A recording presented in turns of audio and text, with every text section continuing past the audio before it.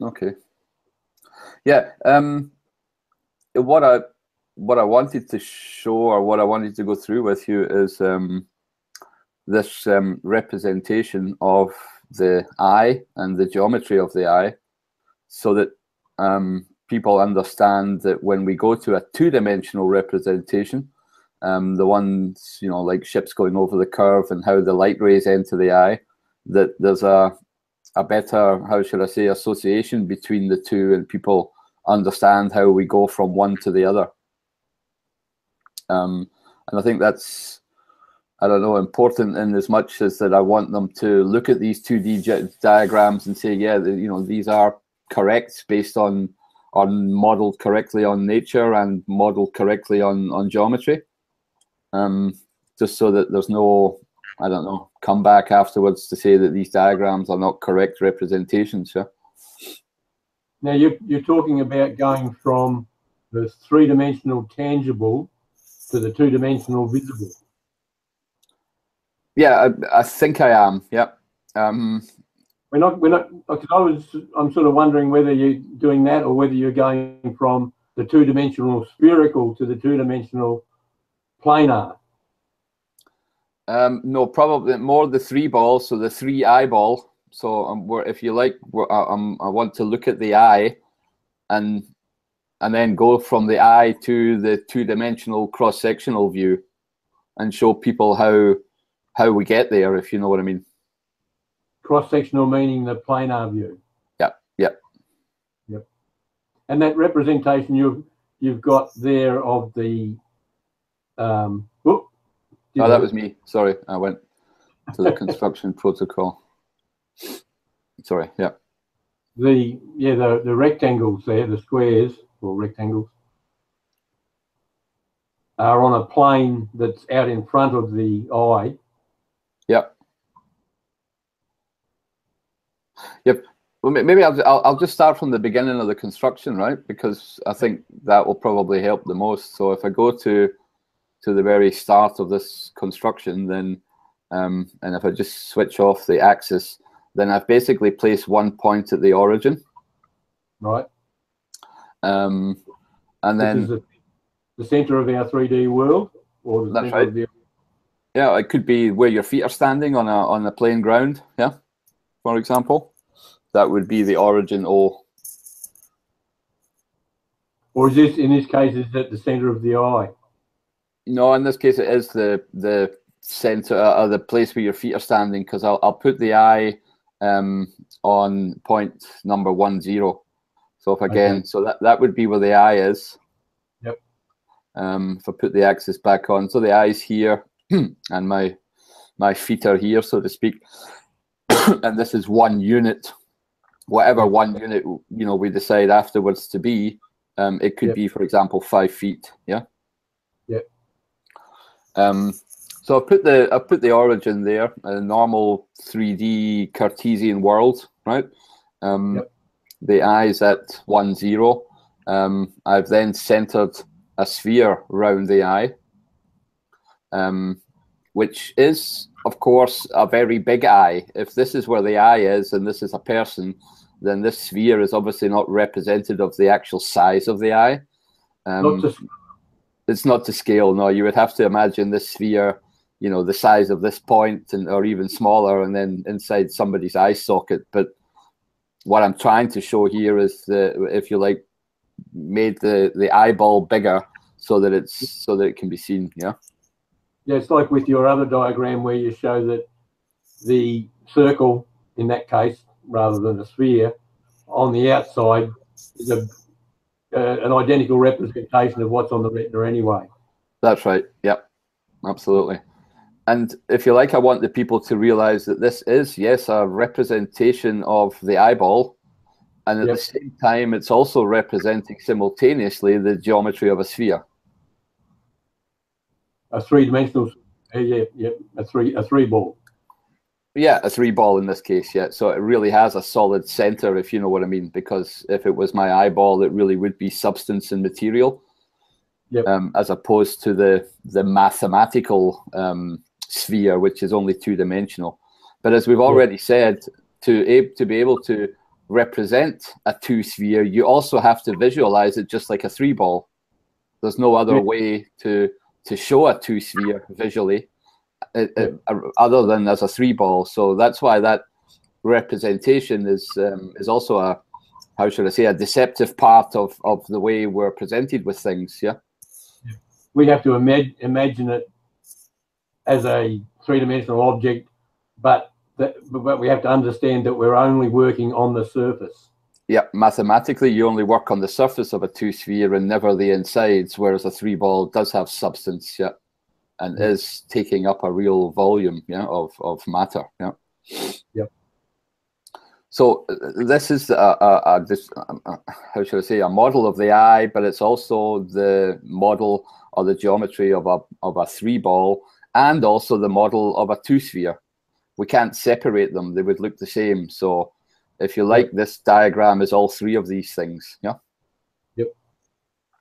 So then, what I do is I stick a plane through the horizon. So this is now parallel to the ground. Yeah.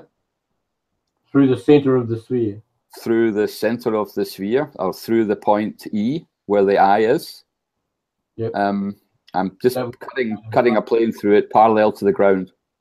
Yep. And then when I go to the next stage and tell the software here to give me the intersection curve, then it makes that green curve. And if I then switch off the plane, then you can basically see the equatorial circle of the eye sphere or the eyeball. Yeah, which is a great circle, of course. Which is a great circle since it's going through the center point, yeah. Yep. And mathematically, this is the pole. So this point 0 is the pole of this equatorial plane, yeah. Yep. And there's also another pole down here at O, which is also a pole of this equatorial circle, yeah. So every great circle has 2 poles. If this great circle was to be oriented differently, then the poles might be here and here, or here and here, but there will always be 2 of them. Does that determine what's up and down to an extent? Well, I think it does, yeah, and that's what Riemann, if you like, separated, so that you talk about the orientation on a manifold is different from, you know, the natural physics of me and you walking upright, yeah. And, well, if you move that red line up so that it was going through the center, you'd also have poles on the equator. Say again? The x-axis? Yeah, if that red line moved up to position 1, so that it was passing through the center of the sphere, you'd also have poles on that equator. Yeah. They could be called poles under those circumstances. Yeah. Am I confusing things there? I'm just basically, what I'm saying is it doesn't matter. Whatever, if you're giving the sphere an axis through its center, the points where that axis goes through the surface is a pole. Yeah, so the pole is always, if you like, 90 degrees to the actual equatorial circle. So if the circle was a different one, let's say the circle was the one going from north to south, then yes, the x-axis would be the pole, if you like, or the points, the 2 pole points would be on the x-axis going straight through it, yeah. I get it. I was associating the pole with the sphere when I should have been associating it with the circle. Yeah. Yeah, associate it always with a circle. So a great circle has a pole. Right, got it. Yeah, or 2 poles. Sorry, bipolar. Yeah. And if what I then do in this diagram is to say, well, let's take any point on the horizon. So I've made this point here, which is for me lying on the so-called horizon circle. Well, because this is the horizon circle, if you like, the equatorial one. That for me is the horizon circle that's at eye level. It's parallel to the ground, and so for me it's the horizon in my eye. Yes. Yes. Gotcha. I could move this point around the circle. I've built this thing to be constrained to move around the circle. I can't move it anywhere else. Yep. But at the same time, what I've just done is made it. Hold on, I'm just going to undo that. I've made it. Oh, sorry. I've made it absolutely parallel to the x-axis, to the y-axis. Sorry. Yep. You can see that. So I've just positioned it that way to make it easier. So the basic idea being that I'm standing on the ground. My eye is at an altitude of 1 unit, and my horizon circle is now that equatorial circle of the sphere that is parallel to the ground plane XY. Yep. And the point here, I've made point straight down the Y direction. So if you like, that's the direction I'm looking. So it's constrained to the circle at that point. Yep, I'm not allowing it to move. Yep. Then I make a ray through E and through that horizon point, which I would then see as my direct line of sight. Yeah. If that's where I'm facing and looking, then that's my horizon. If you like, if I was looking out towards water, then that would be the top of the wall of the water that I would be seeing, would be pointing straight out in that direction. Yeah. The line, if you were standing at the shoreline, your feet would be on the y-axis, and your eye would be where it is at E. Yeah. And the wall would be going up from your feet to that line. That's right. The wall of water would be, if you like, here on the y-axis, straight up and down here. I would see nothing but blue if I was looking out to sea. Yep. Or out to the ocean. I mean, not to sea. You know what I mean? Yeah. Yep. So after that, I thought to myself, well, what are the other things that I have to? Well, what are the other planes of the eye? So if I now look at what I would call the facing plane, then what I've basically said is when I'm looking out towards something, then that would be the orientation of my face. Yeah. Yep. So I would be facing something, looking at it with the direction my nose and knees are pointing is the green line, and this plane, this reddish plane, is basically my face. Yep. With an ear on. Sorry. With an ear on either side. Yeah, exactly. And I've called that now the facing plane. So the green one I call the horizon plane. Yep. Well, the plane cutting through it is the horizon plane, and that's then the horizon circle. And this one I'm calling the facing plane, and it's going to be the facing circle. So if I go down one, then I've made where the intersection of that curve is, and when I then switch off the plane, you can see that I've got my facing circle and now my horizon circle. Yep. And then what I think was important was to punch in the left and what we would consider to be left and right, which is a line that I've drawn through the 2 points here where the red and the green plane meet. So the red and the green plane meet here at this point, and they meet on the other side at this point, and I've then drawn a line joining those 2 points.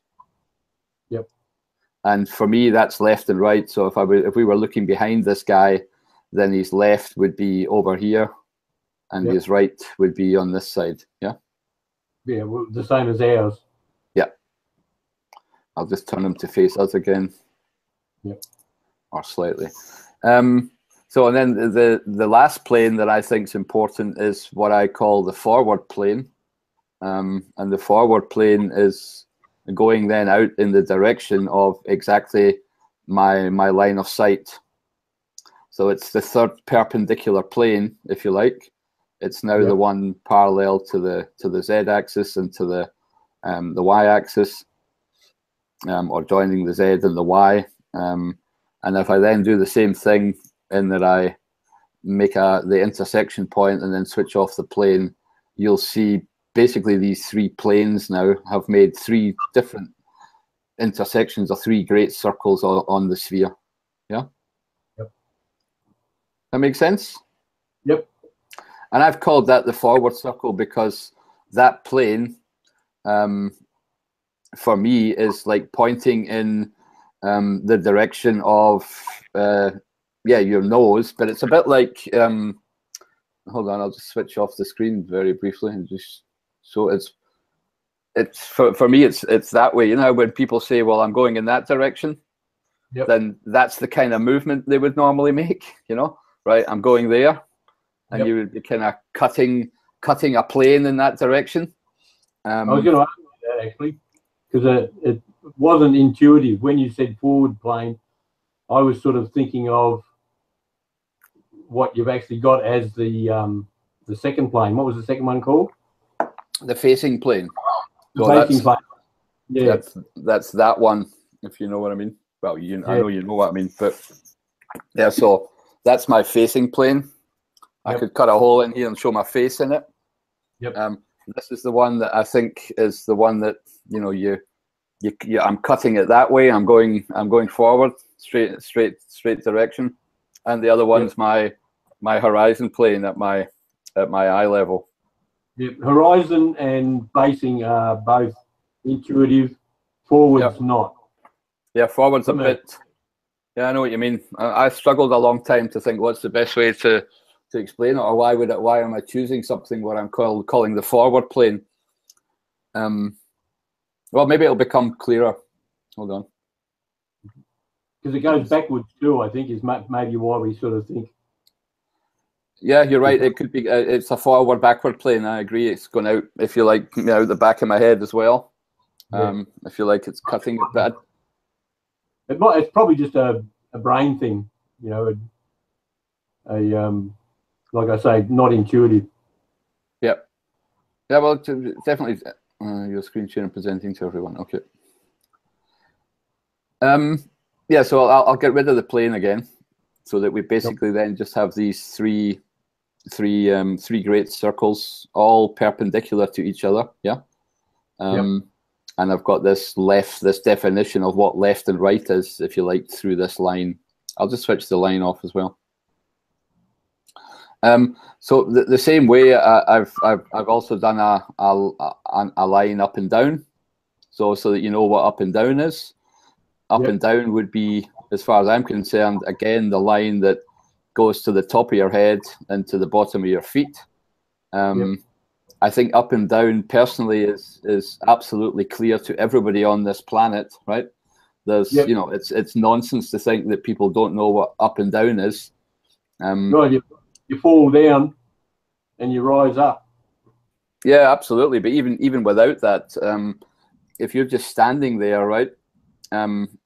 My understanding of biology is also that the circulatory system that we have in our body, the blood actually, if you like, it pumps up your right leg and then back down your left leg, right?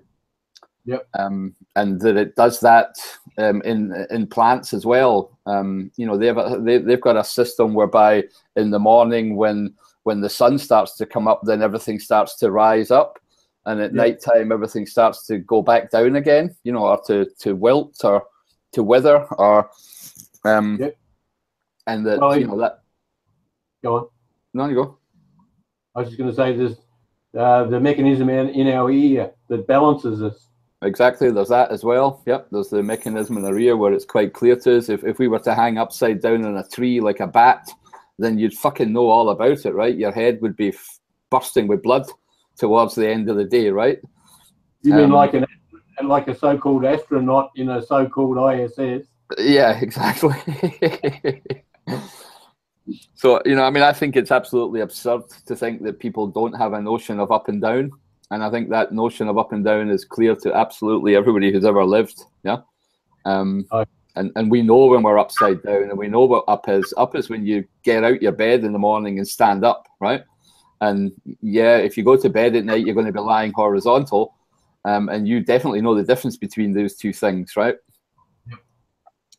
So So for me, it's perfectly clear that that's up and down, the top of my head, or what's straight above my head, the so-called zenith, yeah, and where my feet are then. And the other one that I think is important is obviously the forward line, which is similar to the line of sight in that it's kind of going through the back of my head or the back of my retina, out through the front of my eye or out through my nose, pointing in the direction of my knees again, yeah? Yeah. Or parallel to the... So the forward plane sort of slices through, vertically slices through the horizontal. Yep. Horizontal circle. Yep. Through the line of sight. Yep. And all the way through the horizontal plane at the line of sight. Yep. So there's that forward plane, and you can see the line of sight's lying on it. Let me just get rid of the forward-backward line so that you can see. And that green line of sight is also directly on the plane. Yeah. Yep. Okay. Can this representation be done in perspective mode as well as orthogonal, or is it just always orthogonal? No, I can actually choose here between different modes. So that's the perspective mode. You can even set up GeoGebra so that if you've got these Cinema 3D glasses, you can wear a pair of glasses. Right. And you could see it then slightly more three-dimensional.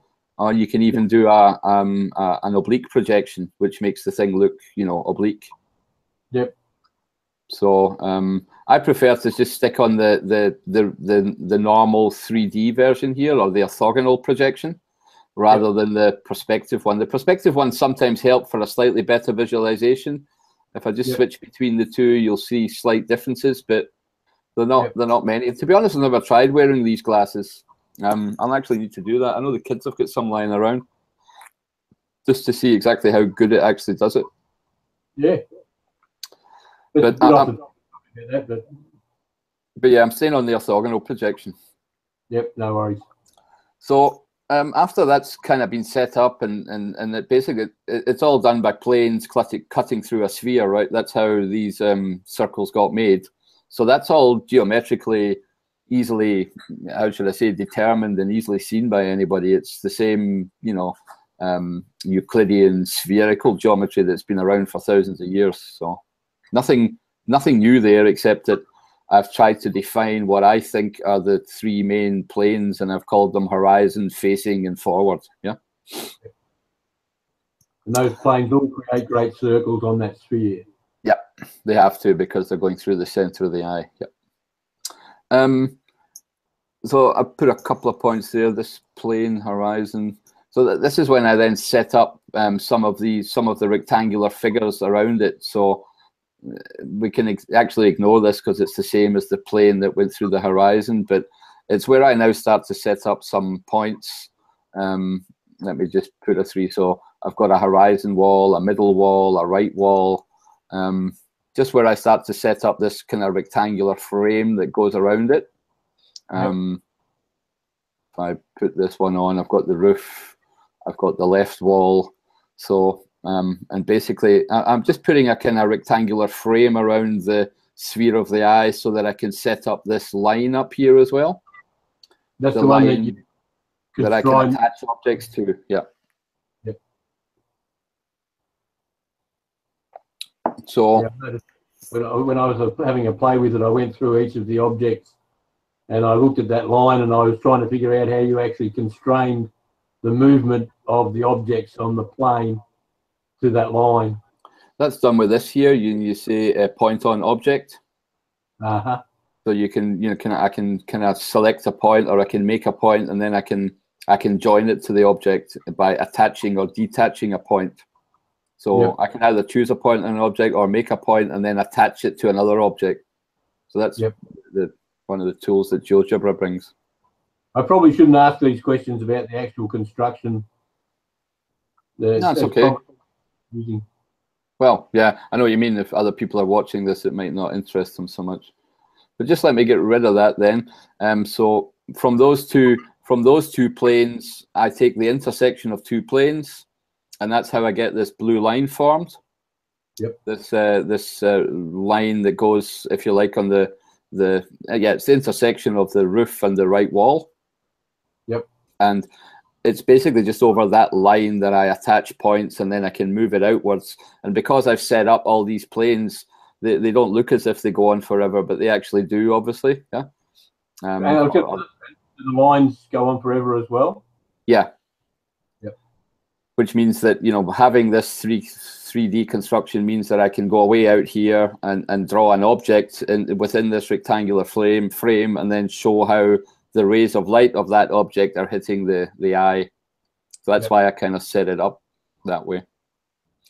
But I usually just hide everything apart from this one line where I move the anchor point of whatever object I've drawn up and down, or further away from the eye or closer to it. Yep. So I'm just stepping through some of the construction points here. I've done the same with all those different. So each of these planes, if I was to put them all back on, then they've all got these intersection lines. So there's the intersection line of those two planes here on the top right, or the one here on the top left, or the one at the bottom. That's the intersection with the ground plane, which I've hidden at the moment. Yeah. Yep. So that's how basically, so that I make the planes first, and then I take the intersection of those lines, and I know then that I have a rectangular frame, if you like, that's extending as far out as I want and as far behind as I want, on which I can attach objects. Yep. So let's just switch all that back off again, because that should be us back to to the naked diagram. Yeah, so that's the basic setup of all those drawings where I'm trying to show what's happening on the eye or on the retina or on the geometry of vision. It's always basically the same setup. I start with a sphere, that's my basic setup, and then I draw the rectangular construction around it so that I can move objects. Yep. So the point I usually use is a point A, which is on this right roof. And that's the point I can then, I've again attached it so that I can just move it up and down. And then I can attach other things to it.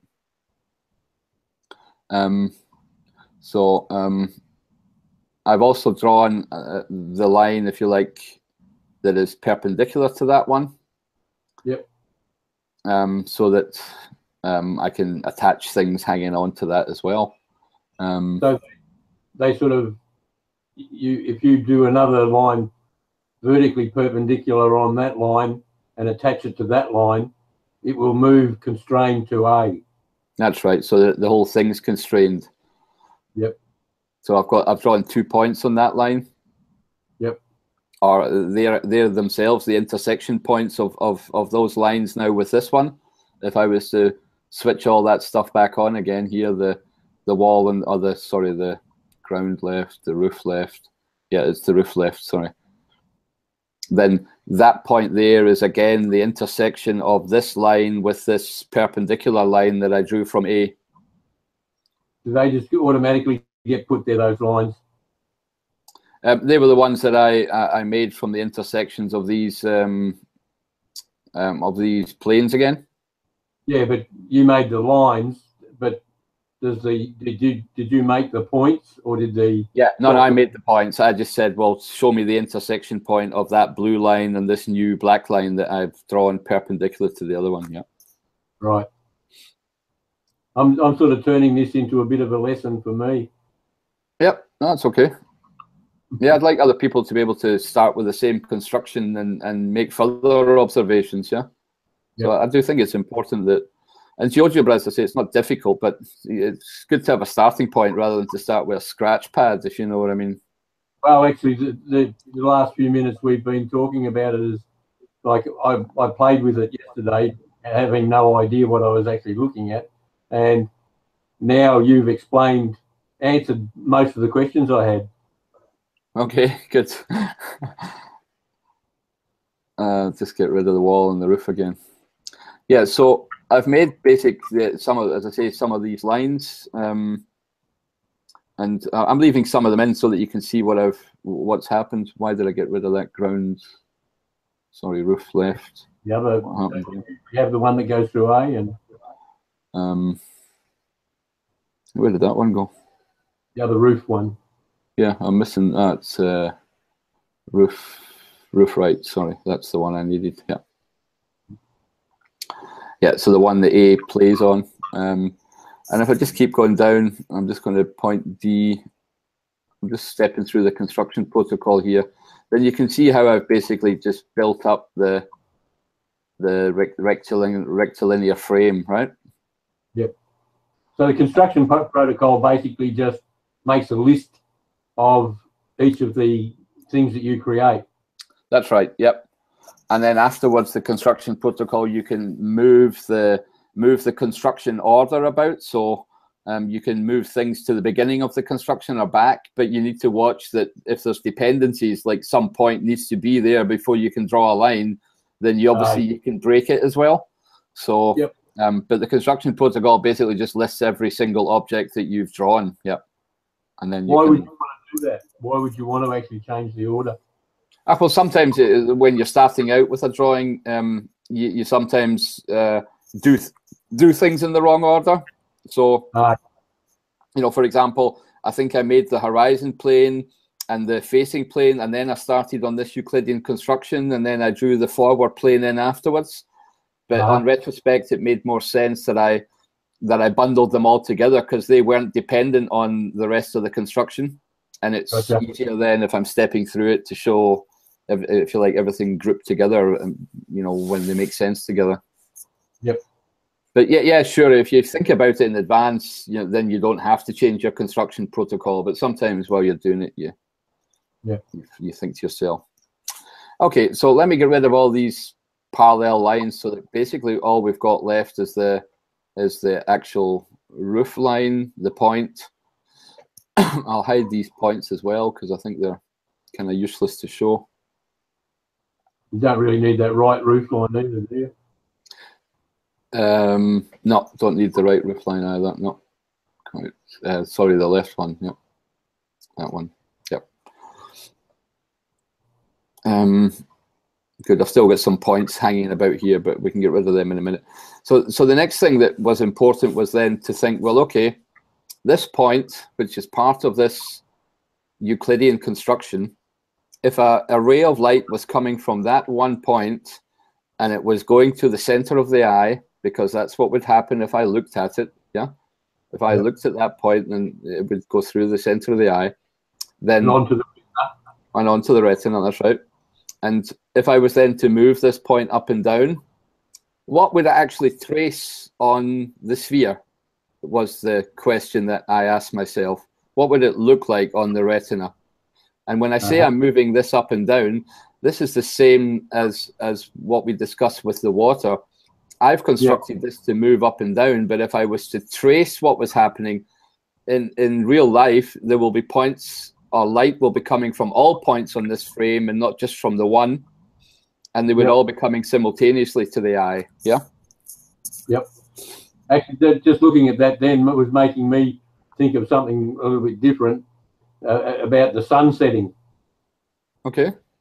You know, the point A is the sun moving away across the flat plane in front of you, and the point is actually moving down from the pole to the equator on the sphere. Yeah. Yeah, absolutely. It's exactly what's happening. If this thing was just moving away from us, rather than it would also do exactly that, sink in your visual field of view. Yeah. Which is why people think the sun goes down. Yep. Absolutely. It's got nothing to do with that. So let me just go through a couple more of the points. I've got some segments here. Hold on. Just want to see what these segments are. Oh, yeah. Those are the segments of my equilateral frame. So again, you can see that when I move this back and forward, then the frame is moving back and forward. Yeah. Okay. Is that made up from those lines that you had in earlier? Yep. Yep. But I'll just switch them off because the important point is actually this intersection point that I've now made on the sphere. If I zoom in a little bit, then you can see I've made a little red dot, which is literally just the intersection point of that ray of light with the sphere. Ah, and you can actually tell GeoGebra to do that. Well, obviously. Yeah, I can. I can tell them to make that intersection point for me. Again, that would be done over the intersect, this one. I can't see your mouse. Oh, is it so? You can now, right? Yep. Oh, but you can't see the. Oh, you can see the top thing. Hold on. If you look right. I can see it. You can, yeah. And can you see it's? Sorry, it's now saying intersect here. Can't see it saying intersect anywhere. No. Ah, okay. Because my mouse is actually in the green part of the screen, so above where the. Hold on. I haven't got a green part of the screen. Hold on. I'm just going to place stop here. Stop screen sharing or stop presenting. No, right. It's doing the whole thing. Yeah. Can you see? See where my mouse is? Can you see the line above my mouse so you can see these little figures? No. I can't actually see your mouse at the moment.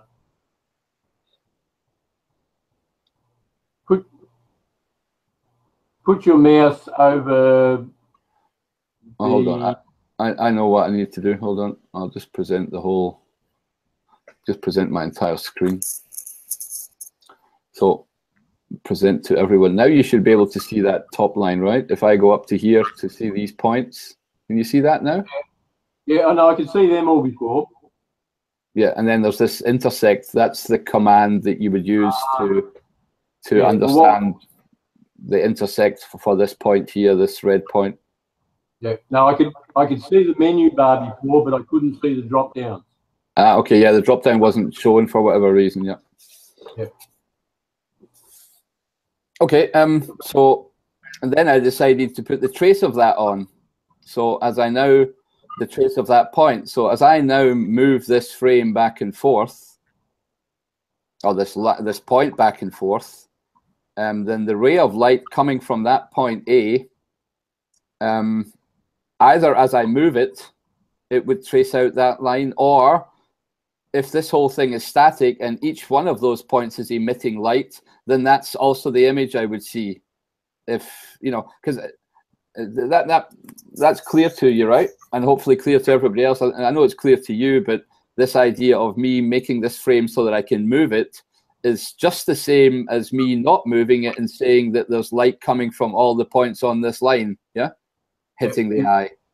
If that was a solid line and you were looking at that solid line, that's the impression it would make on your retina. That's right, yeah. And you're showing that by representation on a larger sphere. Yep. And also this construction thing, you know, that nothing's really moving. I'm moving this to demonstrate stuff, but if this was just a real life situation and light was coming from different points on this blue line, yeah, then the light hitting the eye would also make the exact same shape here on my retina as it does by me moving one point. So whether I'm moving one point or whether everything's static and there's lots of points will give you the same image. Yep. Okay. So I don't want people to be confused by me moving that point up and down. You know, they also need to understand that that doesn't really matter, you know, if you know what I mean. It's still the same image on your retina. That's one of the problems I was having with that side-on diagram with the wall of water discussion we were having. I kept thinking about the wall of water being created as you moved, but that's not true. It's there all the time. Yeah. It's only the front that moves on the water. Absolutely. And sometimes maybe this diagram would have been confusing because of the fact that I've set it up to move so that I can demonstrate specific things, but the real life would be light coming from all these points all the time and not just when I move it. I think that happens, you're probably going to show that later, but when you've got a rectangle or something, you can see that the rectangle gets smaller or larger, but you can also see that if it's still there. Yep, exactly. The representation on the sphere is still there. So I think this is a very important point, that when I move, I can make this a bit bigger or whatever, or smaller. When I move this line out, then you can see it going towards the eye line again. Yeah, this To the horizon. This trace going towards the horizon, yeah, and towards my line of sight. Now, what's also, or what was for me very eye-opening, was the fact that, let me just zoom in again, was the fact that the trace here on my eye looks very much like a circle, right? Or a part of a circle, or an arc segment of a circle. Yep. Yeah? And that is in fact the case, that this red line, if I continued it, would go through here, would go through that point, would go down here and round the other side. So that, guess what? It's a great circle. Yeah, well, it has to be, doesn't it? It's been coming from the center. Yep, exactly. And I just thought this visualization was then good. So if I go a little bit further now in my construction protocol, that's me drawing the whole of that quadrilateral again. There's the other one. There's a bottom one too. And I start to draw different rays. So if I now start to draw the rays from this point to the eye, from this point, and from this point to the eye, and there should be one more. How do you actually draw those? Do you actually draw them physically by clicking on the point and then on the corner? Yep. So let me just zoom out. I said zoom out, please. So, yeah, so it's just a question of taking one of those rays here. You can take a ray, and then you just choose your starting point and your end point, and then it will draw the ray. So you're always best going from the eye out to the object, so that the rest of the ray is here. Going up that way rather than the other way, because if you did it from the point to the eye, you'd have a whole lot of lines coming out the back of your eye. Gotcha. So, but since it doesn't matter, you know, since straight lines are reversible, i.e. they have a backwards and a forward, it doesn't really matter for the geometric construction, right? That might be another way. I mean, in a different diagram, that might be a way of actually showing it on the retina. Yep. Yeah, if people needed to be convinced that it all happens at the back here, then that would be one way of showing it, yeah. But I think anybody, well, I hope people can see that it doesn't matter whether it's on the front or whether it's on the back, apart from the fact that one of them's flipped on its head and left to right, yeah. It's immaterial from a geometrical standpoint. I think most people understand that you know, the image is reversed. Yeah. So I've drawn, if you like, all these different rays, and I think it's poly 4 and 5. Yeah, so if I now look at this whole diagram, then I think you can see what's happened from every single point of those rectangles here. From the bottom, from the middle, from the sides, I've drawn those rays straight to the eye. And if I switch off all these quadrilaterals again so that it's not visible, then you can basically see now just the rays. It's a bit messy, the diagram then, but if I move this back and forth, then you can see how all the rays change depending on the distance of those quadrilaterals from my eye. So, and they are all drawing out arc segments of great circles. And yeah, and exactly, that's the interesting point, is that each single one of them, if I show now these individual red points where they're meeting the sphere, which I hope you can see. Yeah, I can see them. You should be able to see them coming up. And let me get rid of the rays now, because they're probably more distracting than anything else. Yeah, I'm already imagining that those points are representations on the sphere of the corners of each of those rectangles. That's exactly what they are, yep. And if I now move this back and forth, then you can see how these points all move away. Yep. And you can see how all these points come back. Yep. Yep. And each one of those points is tracing out a great circle. Yep. A different one. So the ones along the horizon are already tracing out the horizon circle, which we've already got. But the ones here at the bottom and the 3 ones at the top, I've got 2 traces on at the moment. You can see that, you know, they're tracing out great circles. Yep. So that's the important part, that when we're viewing or when a ray of light is hitting your eye, and either I'm moving that ray of light or the movement is only representing the fact that there's lots of rays of light from each of these static points, either way, I'm getting a great circle traced out on my sphere here. Yeah. Which is causing a visible to be impressed upon my retina. Yep. The visible as a representation of the tangible. Yep. What we see, basically. Yep. The visible objects as opposed to the things that the mathematicians have never spoken of. That's right. Language. Exactly. The things that for 2,000 years nobody's discussed. Yeah. Yep. Which is a huge red flag.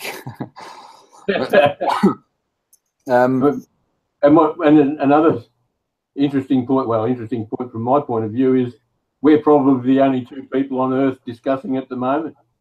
Absolutely. Yep. That's what makes it even more terrifying, if you know what I mean. Why is it just me and you, Glenn? Something's going on. Yeah. Why the fuck did we get chosen? Yeah. Anyway. So what I did then was to actually create this circle here. So this blue circle that I've created is the, let me just get it here in front of me.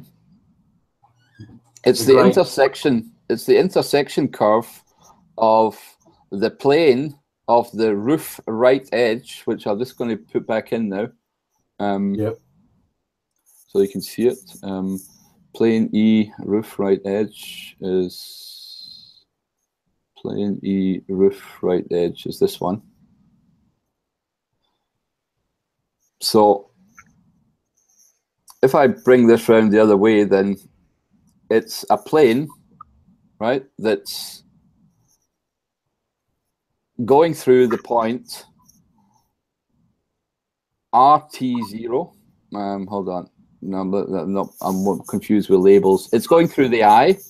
It's going through the point A, and it's going through the bottom of my rectangular frame, right? That's what I've set this plane up to be. Through the bottom of the rectangular frame. Let me put the the right wall back on. Nope, sorry, the left wall. Yeah. And then the plane down the bottom.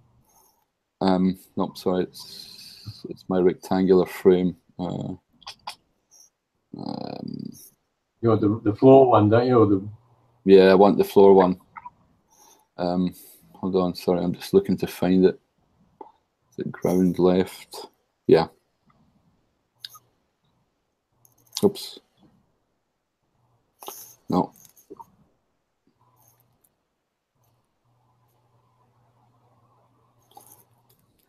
Sorry, I should have prepared this bit better.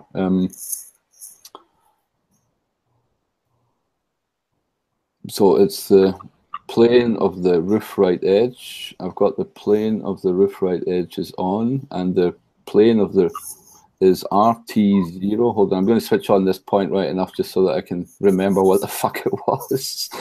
Sorry, just one sec. RT0.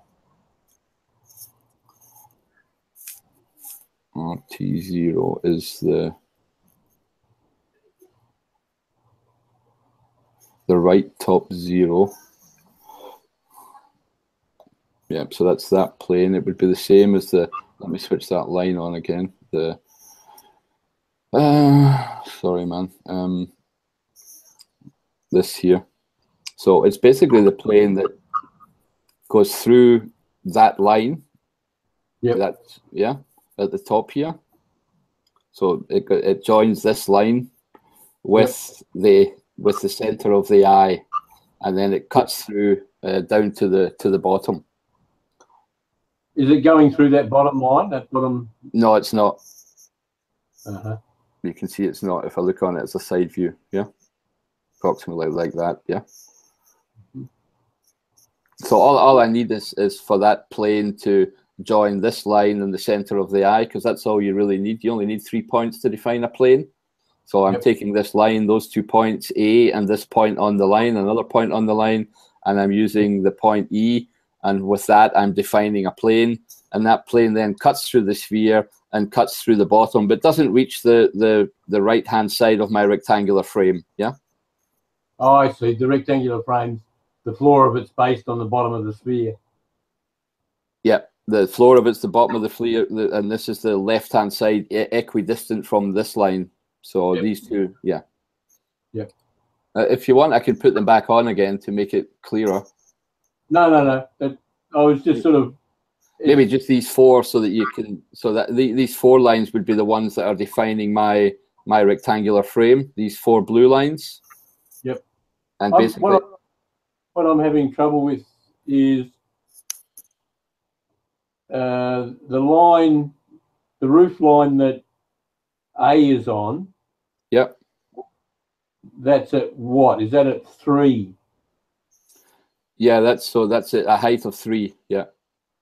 It stays at a height of 3. I've made it to be 3, the height of the roof.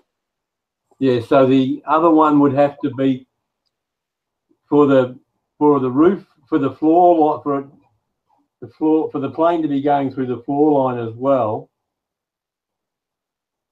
That you'd have to, because it's at 0, isn't it? Yeah. That's what's confusing me. That was, now I get it. Yeah. You good? Yep. So, and I've done the same then for the other planes. If I go here to the hold on, I maybe need to put them back in. So that side, so that would be the other plane coming from the other side, and the one from the ground edge and the one from the ground left edge. Now that's already looking a bit messy, but I've basically just done the same thing that I showed with the one with this blue plane. I've done from the right hand top of the roof, from the other, and from the left and the bottom as well, so that I'm now getting 4 great circles which correspond to these 4 red points that I had. Oh, now I see what you're doing. Yep. Yeah. So that was the 1 red point. If I move A, you'll see that the 1 red point traces out on the top great circle. Yep.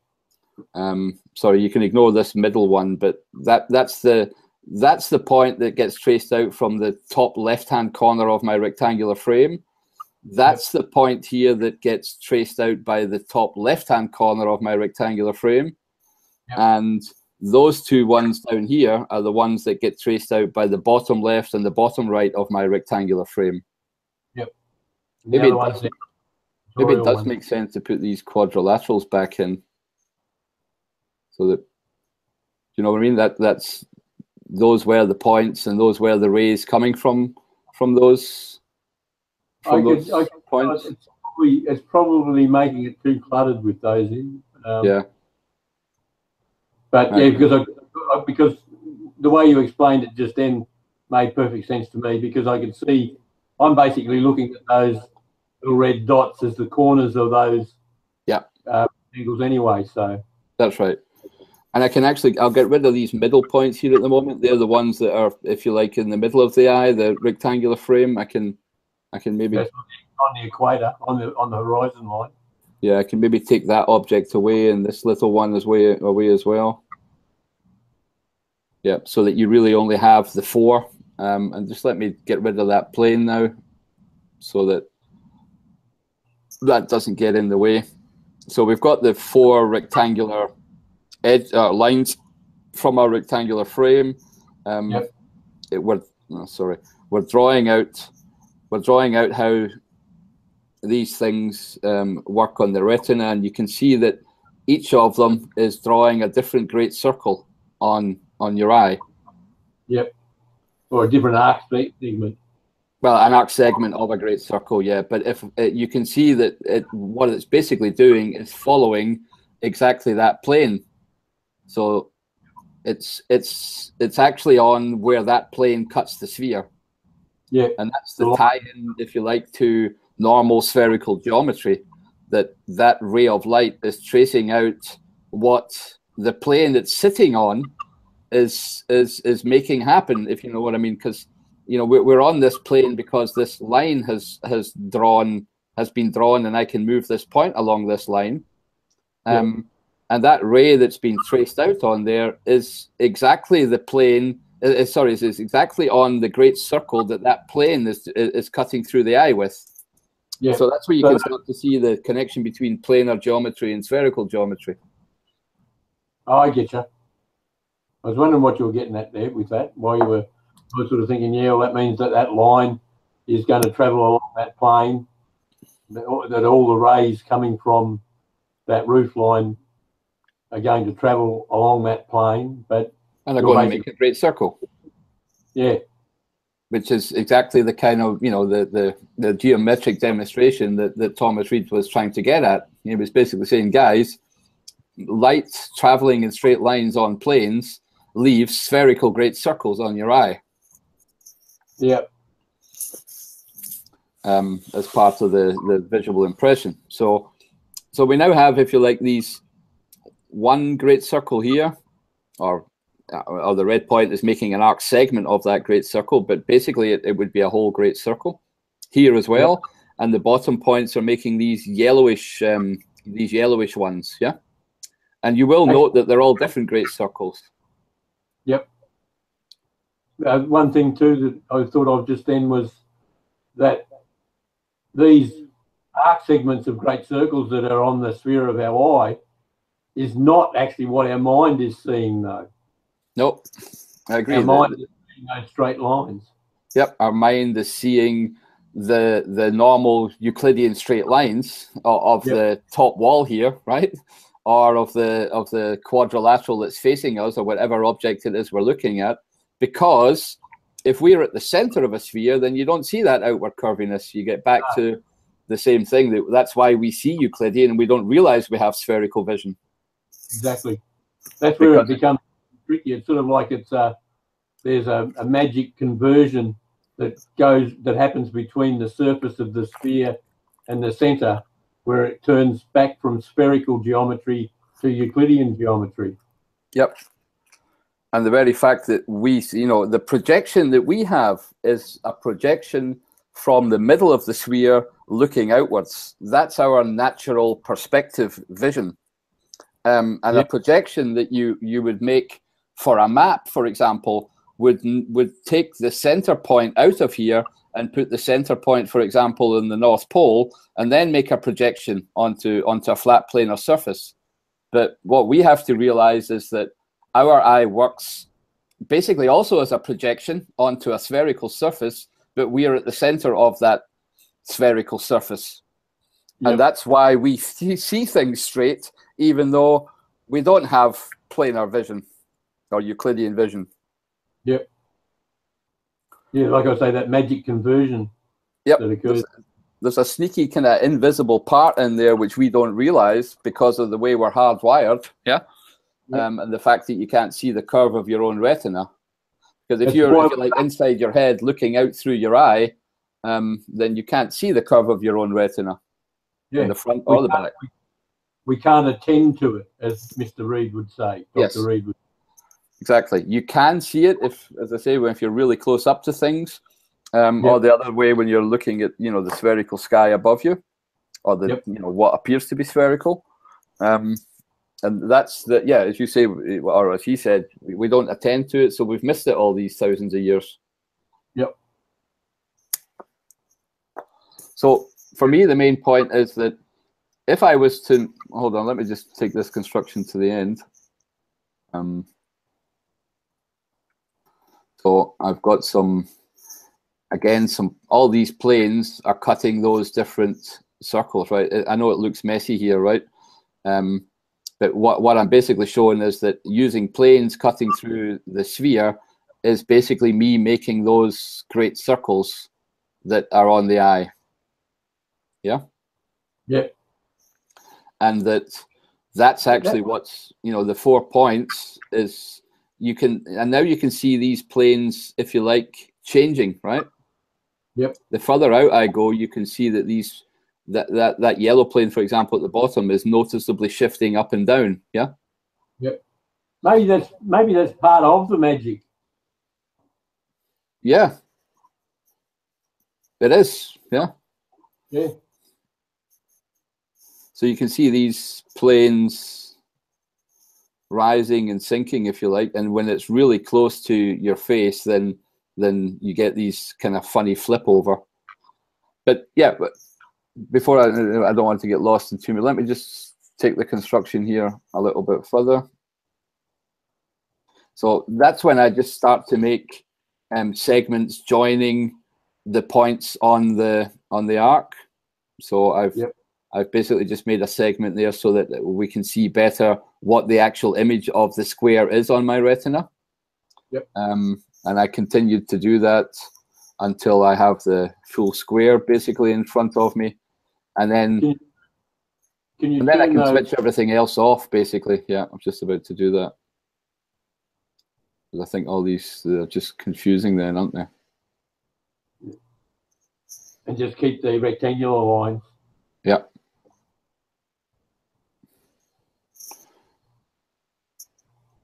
So I'm just keeping my original 3 facing forward and horizon circle. Yep. And then showing, if you like, just these 4.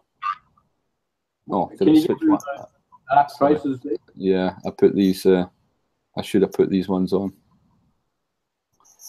Arc left, arc right, arc roof, and arc vertical. Yeah. So that's. I can still see the traces of the curve. Yep. So I've just left that one trace on, but that's doesn't matter. Yeah, that's the rectangular frame that's in front of my eyes that I'm moving with the A. Yep. That's the shape it's leaving, and all those lines are arc segments of great circles. Yep. So because all of these points are, each individual point on this line would also be part of some great circle. Yeah. Yep. So the whole thing is made up of great circles, or arc segments of great circles. Is on a sphere. You can draw any multi-segmented, straight-lined, rectangular figure, or any figure for that matter. N segmented. Yeah. Yep. And circles that are a different case. Sorry, say again. Circles are a different case. Yeah, circles are a different case. And if I then circle. Yeah, if you're viewing a circle, absolutely. Yeah. So we're staying here. Now you can see that how that great circle, the brown one that I've drawn there, is moving, and depending on whether this is moving. And that's the thing I want to make people understand, that when we go to the two-dimensional representation, then hopefully they can see that it's perfectly correct to show that your eye sees in great circle measures, because every single point that I'm seeing here is part of some arc segment of some great circle, so that when I go to that two-dimensional view, it doesn't matter in which orientation this sphere is, right? If I take a cross-section through the eye in any plane at all, then I can always show what's hitting the eye in terms of a great circle on the eye. Is that only with rectilinear objects? No, as you say, there is the difference between the circles and how you see a circle, and we need to handle that separately. So at the moment, yes, I would say for this diagram, it is to do with rectilinear figure. And we need to look closer at what it means for circles. I've actually started another one on that, but it's not finished yet. Yep. So you are right, they are different. And I was sort of thinking about a squiggly line. Yep. How does a squiggly line look? Yep. Yeah. But I need to do both. I need to do that one as well. Absolutely. But the main thing I think that what I want people to take away is just the very fact that since they're all transcribing here on my retina or on my eye arc segments of great circles, and this is me showing you know, the model of the eye and rays of light hitting the eye, then it's perfectly okay for me when I take a two-dimensional cross-sectional view of this in any orientation whatsoever. It doesn't matter where my plane's cutting through. Then the representation that we show when we're looking at a two-dimensional object, I'll just open one now so that people can see our normal. Hold on. Make a new window and open the.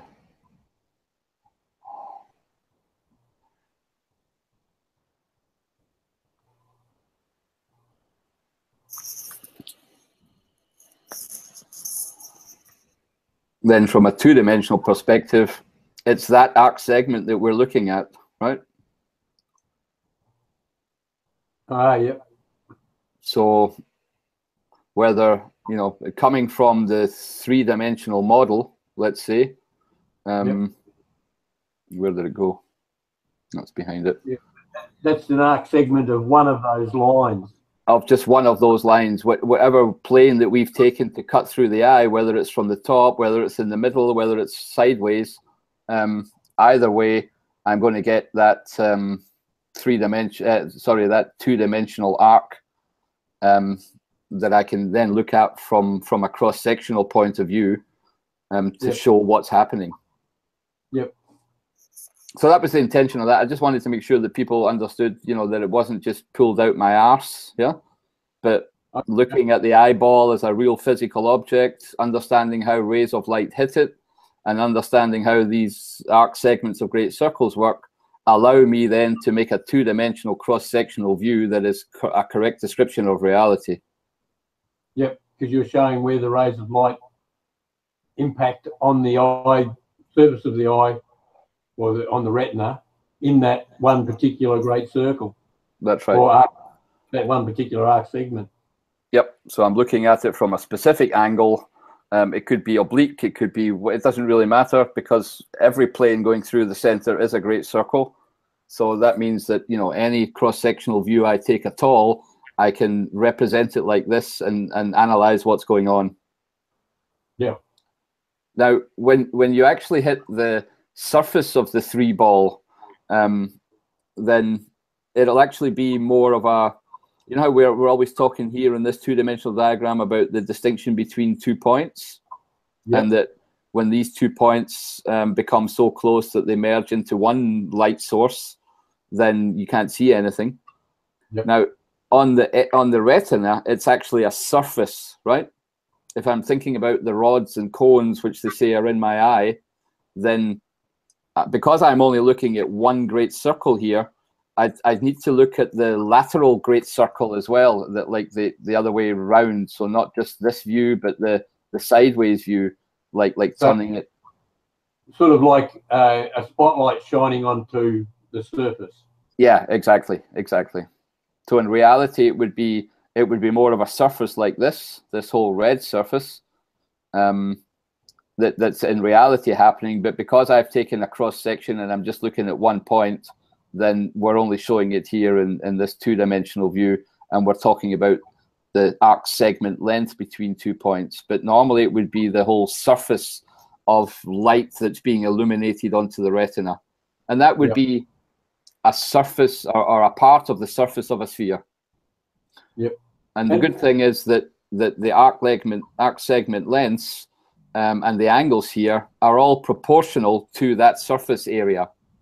That's one of the things about spherical geometry, and that these proportions are the same. So the proportion of this arc segment to the next arc segment is exactly the same proportion as if I shined a spotlight onto my retina. I'd have a bigger circle and a smaller circle, and the surface area of the bigger circle and the smaller circle are in the same proportion as this arc length to this arc length.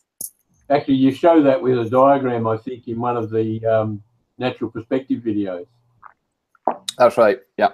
I just wanted to make it clear for the people that when we come to using these geometric diagrams, that's the source of why we're allowed to use these diagrams. Not that somebody comes and says, hey, wait a minute, there's too many assumptions in this diagram. Why are you assuming this, that, and the next thing? And that's why I thought it was good to maybe just come from this demonstration here of how it works and why we're allowed to use arc segments the way we are. Yep. The one question I've got at the moment is, this is all presupposing what? That each of these things is happening in milliseconds. Yep. Because the eye would actually be, like we've got the one green line there showing the line of sight. Yep. This is all based on the line of sight remaining in that position. But in actual fact, the eyeball would be flicking around. Yep. It would be flickering around. But I mean, the good thing, the very fact that a sphere is spherical, it doesn't really matter because it's equally uniform in all directions. If this was pointing to somewhere else, then the geometry would still be the same. We'd have the same, you know, everything would be the same because a sphere is uniform in all directions. Yeah, I was just had me sort of. I'm still a little bit not convinced. No, that's not what I'm saying. That the image that we're seeing there at the moment is the image that would be on the eye with the eye line, with the line of sight being exactly where it is at the moment. Yeah, because if we were just kind of looking straight, then that's the whole image. We'd see a bit of the top corner, but we'd be concentrating on the middle of the room, if you know what I mean, or the middle of the corridor, wouldn't we? Yeah. What would happen if you shift that middle line, that line of sight, though? Well, you know, I don't think it matters at all because if I was to move this whole thing, you know, up so that this line.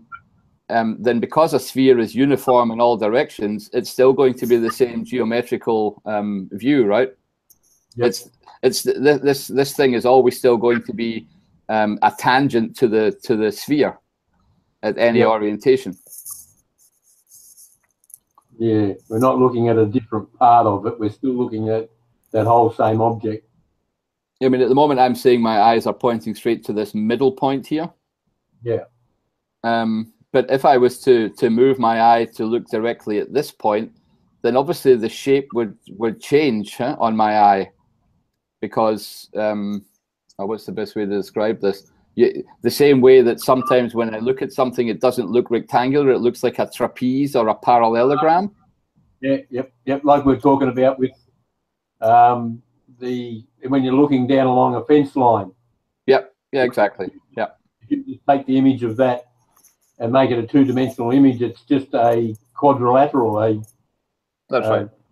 A quadrilateral with one, the side nearest you being longer than the side furthest away from you. Yeah, which is a foreshortening thing. Yeah. And but it actually looks like just an oblong on a flat plane. Yep. Yeah, I get you. But from a geometrical point of view, it doesn't really matter because the sphere can be turned in any direction. Those lines are always tangent to the eyeball, right? Because the eye sphere, then this ray of light is hitting the ball at a tangent, right? Yep. And that's the same for every single ray of light hitting the eyeball, because the eyeball's a sphere. It's always going to hit perpendicular on a tangent. The same way they tell us, you know, that. At a tangent. Hang on. How? Well, if I go around to the other side, then this this line, this ray of light coming from this point and hitting the eye here, it's absolutely perpendicular to the surface of the sphere at that point, right? Oh, then the line that's being created. No. Well, directly at that point, if I was to zoom at that point, then there would be a tangent line on the surface of the sphere. But obviously, a surface is always curved, the sphere, so you would have to make an approximation, if you like, of the lines there. Let me just zoom in. So there's the ray of light hitting the eye at that point. Yep. Now, that point... Absolutely perpendicular to the surface. Yeah, that's absolutely perpendicular to the surface. And if I was to draw a tangent line here across here and one up and down, then at least locally they would be absolutely straight lines, right? That's the kind of, that's what they tried to sell us, that locally on the surface of the Earth, for example, it would be flat, right? That's where their level comes from. Yeah, exactly. Hey, that's a good point, actually. Yeah, so I think that was about all I really wanted to say. I just wanted to make sure that the people understood that we were going from a three ball, from a model of the eye and a geometric demonstration of the spherical geometry to our two-dimensional geometry is perfectly legitimate, because everything's happening on great circles or arc segments of great circles. Yeah, and I just want people to have in mind that, you know, when we say these 2 points and the arc length, and, you know, in reality, we're really talking about the surface, as you say, the spotlight of a torch shining on the retina at the back here. But it's the same on the front as well, because a sphere is uniform and constant. Yeah, just so that there's no, the people understand how we made those inferences to use these kind of diagrams. Sorry about going off on the tangent there. No, not at all. Not at all. No, it's something we could actually dive into. But that's I think where the mathematics is involved. They talk about parallel transport, which is a mathematical construction of moving planes around a sphere, and basically those tangent planes at any one time. So if I was to draw a tangent plane to this point, then that's the way they mathematically describe things. Is that part of their so-called geodesy? Yep, that's geodesic maths as well. Yep, absolutely, same thing. That actually, yeah. At some point, I reckon that'd be an interesting discussion to discuss that, to go off on that tangent and discuss how they created their level, their bullshit level. Yep, absolutely. So say it might be a wee bit too, I don't know, too much maths at the moment. That's why I'm stayed away from it at the moment. But I realise now that the main purpose of this hangout was to make it, well, to show people that you're not basing that side-on diagram on any weird assumptions. You're basing it on this spherical geometry. Exactly. Showing that there is a definite relationship between the three-ball tangible and the two-sphere. Yep. The two-sphere visible. Yep. Yeah, so I think that's, if you want, we can sort of cut it off there, because I just wanted to make that. And, you know, I think when we then concentrate on showing how things work in 2D, not only is the diagram simpler, and I think easier to explain to the people, they just need to get into their head this way of looking at things. I mean, I know you had your trouble as well at the beginning, trying to, you know, or wanting to understand, well, how does it actually fit to what we see? And this isn't a diagram that's showing what we see. It's a diagram explaining how light hits the retina and how the geometry is arc segments of great circles of the real natural physical eyeball that we all have, and the way light behaves. So it was just to tie in that connection better. Yep. I'll just stop it there for the moment.